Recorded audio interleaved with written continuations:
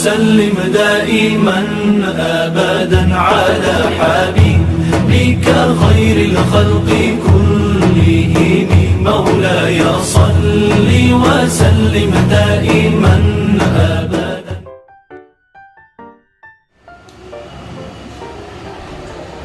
Assalamualaikum anak-anak. Waalaikumsalam.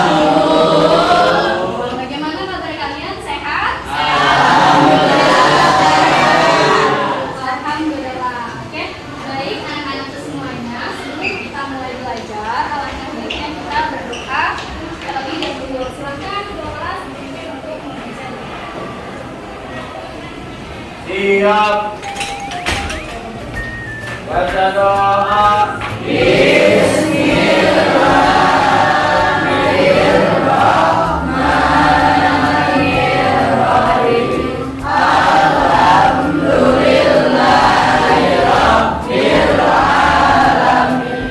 Baik, semoga apa yang kita ajarkan Allah kabulkan ya.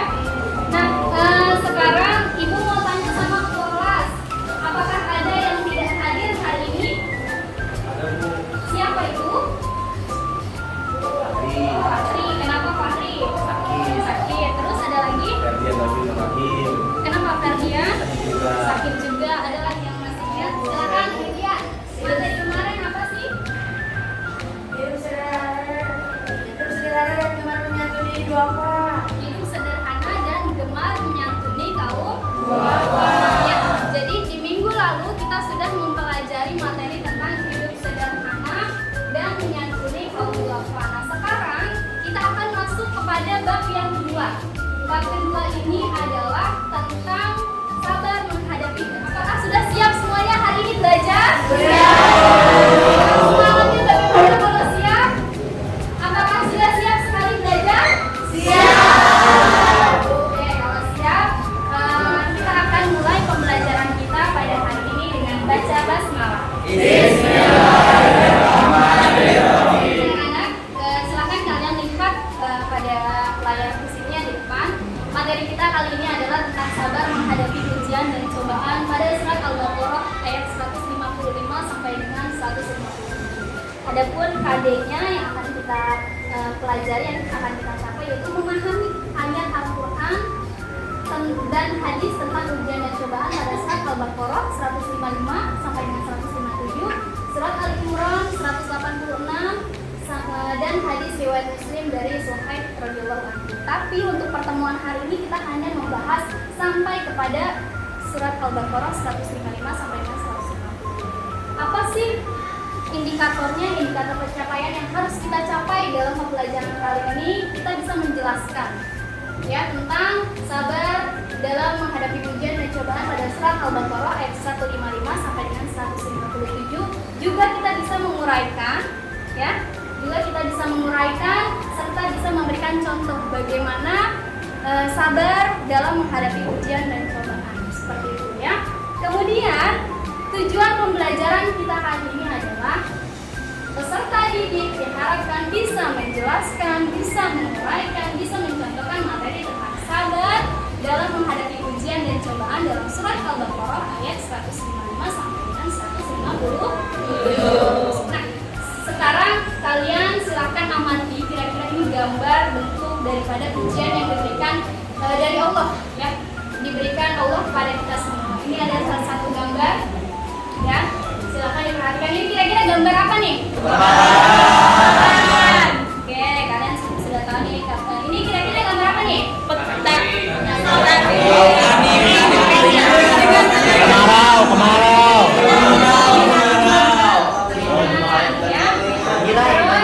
Kita lanjut lagi nih, gambar apa nih?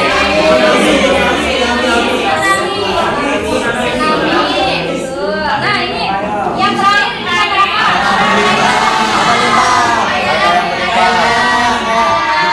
Baik. Ya, jadi dari proses mengamati itu tadi kalian bisa menyimpulkan kira-kira ini adalah bentuk daripada ujian yang diberikan sama Allah kepada siapa?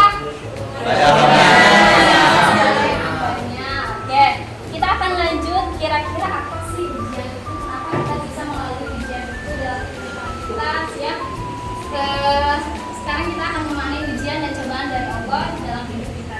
Jadi sebenarnya ujian sama cobaan itu adalah sunatullah. Artinya semua kita ya pasti akan mengalami ujian dan cobaan. Seperti itu ya. Karena ini sudah menjadi ketetapan anak semuanya. Ibu akan memberikan lembar kerja kalian. Nah, ini ada tugas mandiri yang akan kalian kerjakan. Ada 5 soal, Ibu kasih waktu sekitar 10 menit ya. Jadi silakan dikerjakan. Ini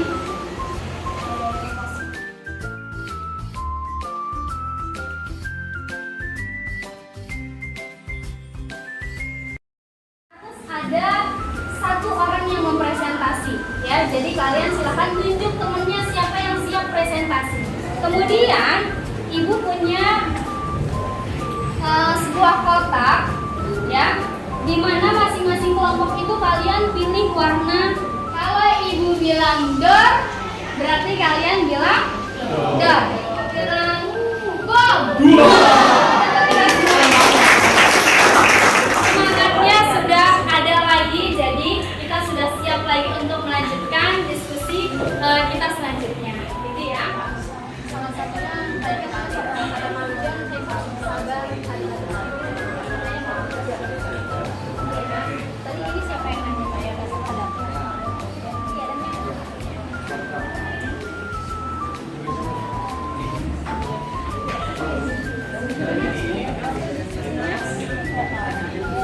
siapa yang presentasi? Saya. Densa yang presentasi. Kira-kira kelompok siapa kira-kira? 1, 2, 3. Biru.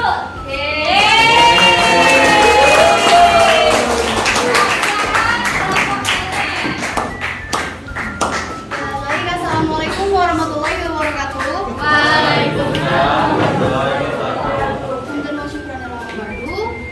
Jadi saya Ilana Aurelia, perwakilan dari kelompok 4 ingin mempresentasikan mengenai ujian. Tuhan atau kebetulan Allah memberikan ujian kepada hambanya untuk menimbang seberapa besar kesabaran yang dimiliki hambanya, sehingga Allah tidak ragu Semata-mata hanya diberikan ujian saja, tapi untuk mengetes keimanan dari seorang hamba tersebut.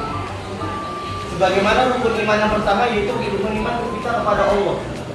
Karena bahwa kita yakin bahwa Allah Maha mengetahui apa yang Allah berikan kepada kita, baik itu ujian itu baik atau ujian itu buruk, Allah sudah tahu. Apa yang ditanyakan? Ibu. Nazril mau bertanya? Silakan, boleh. Apa yang ingin ditanyakan? Assalamualaikum warahmatullahi wabarakatuh. Waalaikumsalam warahmatullahi wabarakatuh. Kan ujian itu dibagi 2, ada yang baik sama keburukan. Kenapa sih kebaikan itu disebut juga ujian? Coba dong kasih contohnya. Jadi sesungguhnya Allah itu menurunkan daripada nikmat itu terbagi menjadi 2, yaitu yang pertama nikmat kebaikan dan yang satu nikmat keburukan. Nah, nikmat kebaikan itu adalah termasuk yang diberikan oleh Allah kepada hambanya. Yang seperti contoh nikmat kebaikan itu adalah nikmat harta. Nah, di situ Allah mencoba seberapa tebal keimanan daripada seorang hamba tersebut. Apakah si hamba ini dengan keimanan dapat menahan daripada rasa sombong yang ada di dalam hatinya, atau hambanya ini malah Nilai simpulkan materi kita pada hari ini. Baik, kesimpulan yang bisa kita ambil adalah ujian bukan berarti kita putus asa, tapi dengan adanya ujian bisa menambah tingkat kesabaran kita. Jangan putus asa dan jangan berpikir kalian sendiri, karena Kesimpulannya adalah setiap manusia pasti akan diberikan ujian dan cobaan. Nah, tapi bagaimana manusia itu bisa menghadapinya? Insya Allah pada pertemuan berikutnya kita akan membahas materi masih mengenai tentang sabar, tapi dalam surat yang berbeda. Jadi tugasnya adalah untuk kalian, silahkan kalian pelajari. Sekian